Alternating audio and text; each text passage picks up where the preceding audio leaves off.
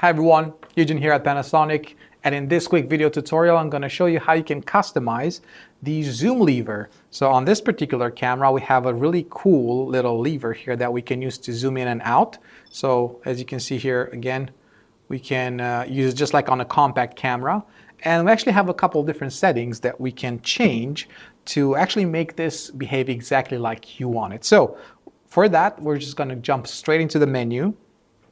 So hopefully you can see this on the other camera, and then go all the way down to the settings cog, or sorry, the settings key, and then go to operation, then go all the way to the right and select zoom settings.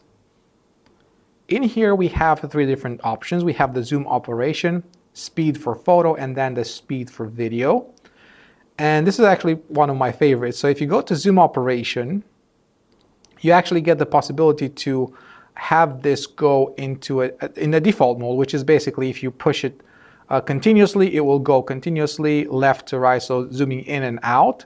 But the next one, this will actually stop at preset focal length. So if you select this option, you can also go and select what are the different focal lengths that this will then go to. Next, we have the speed. So this is very briefly on photo. It's high and low, so how quickly it goes from the wide angle all the way to telephoto. And then on video we actually have two additional settings.